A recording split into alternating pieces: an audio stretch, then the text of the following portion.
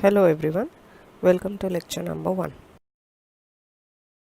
I have divided your chapter number 1 electric charges and fields into 3 lecture series. So this is your lecture 1 containing electric charge, Coulomb's law, forces between multiple charges. We will discuss in this lecture about electric charge, what is electric charge and its properties, and also conductors and insulators, and in depth Coulomb's law, which can be in vector form also.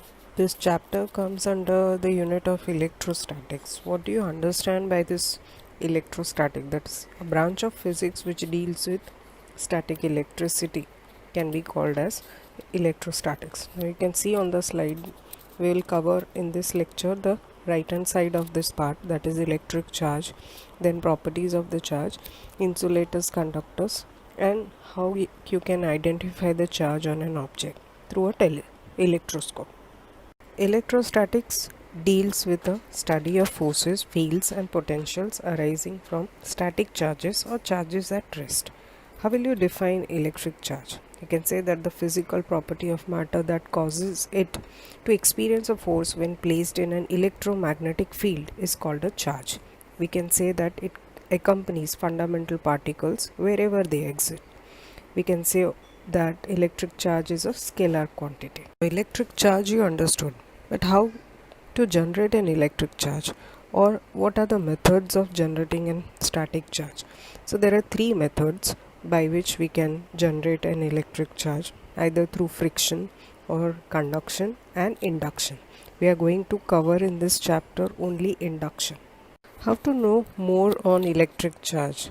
If you remember, students, in our atomic structure, like how electrons are revolving around nucleus, and nucleus consists of neutron and proton, and electrons are possessing negative charge and proton are possessing positive charge. You understand the electron theory of atom like this.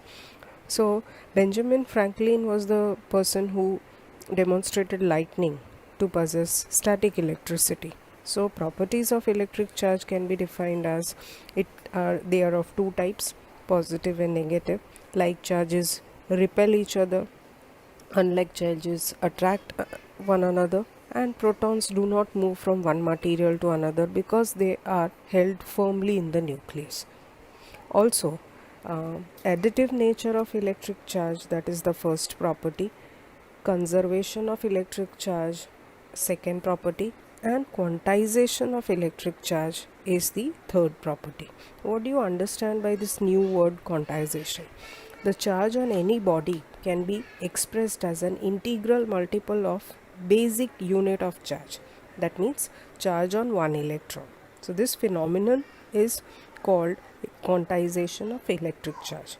It can be written as Q is equal to plus or minus NE, where N stands for any integer which is positive or negative, and E stands for the basic unit of charge. How to know whether an object has become positively charged or a negatively charged? So that is what electrostatic series helps us to determine that. So for 2 materials in the series, you can see in the slide, there are certain materials starting from human skin to ebonite, and the arrow depicts the charge tendency. So the red portion shows weaker tendency to gain electrons, so it becomes positively charged, and blue arrow shows stronger tendency to gain electrons, which becomes negatively charged. So here the material near the bottom of the list will gain electrons and become negatively charged. Now the process of charging a neutral body by bringing a charged body near it without making contact between the 2 bodies is known as charging by induction. You can see in the figure there is a metallic sphere which is comprising of both positive and negative charge. If you want a temporary charging on it, then you have to bring a negatively charged rod near to it, and then positively charged gets attracted towards the negative charged rod. But if you want a permanent charging on it, on the metallic sphere, then the positive charge gets attracted towards the rod and the negative charges will become the ground terminal. This is the way we can convert a conductor permanently as a charged conductor. How to detect a charge on a body? So, a simple apparatus to detect charge on a body is known as gold leaf electroscope. It consists of a vertical metal rod housed in a box with two thin gold leaves attached to its bottom end. When a charged object touches the metal cob at the top of the rod, charges flow on to the leaves and they diverge. The degree of divergence is an indicator of the amount of charge. We have two different types of electroscope. You can see on the slide, one is pith ball electroscope and another is gold leaf electroscope.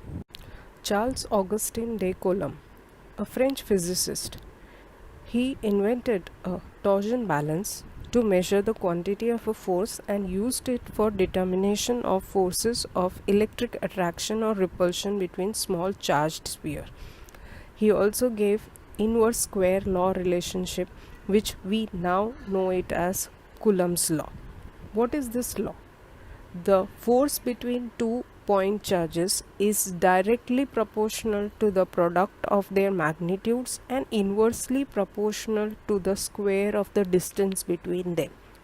We mathematically represent this law as F is equal to K Q1 Q2 upon R square. Now what does this K stands for? It is nothing but 1 upon 4 pi epsilon 0. How if we have multiple charges in our system? How to calculate forces if we have this kind of a system? Then that is superposition principle helps us out. It is nothing but forces on any charge due to a number of other charges is the vector sum of all the forces on that charges due to other charges taken one at a time. So individual forces are unaffected due to the presence of other charges. So here if we want to calculate forces on multiple charges, which is a vector quantity, so in the case of this also principle of superposition is applicable and we can represent F vector is equal to summation of I is equal to 1 to n Fi vector, which can be represented further as Q upon 4 pi epsilon 0 summation I is equal to 1 to n Qi upon Ri square Ri cap.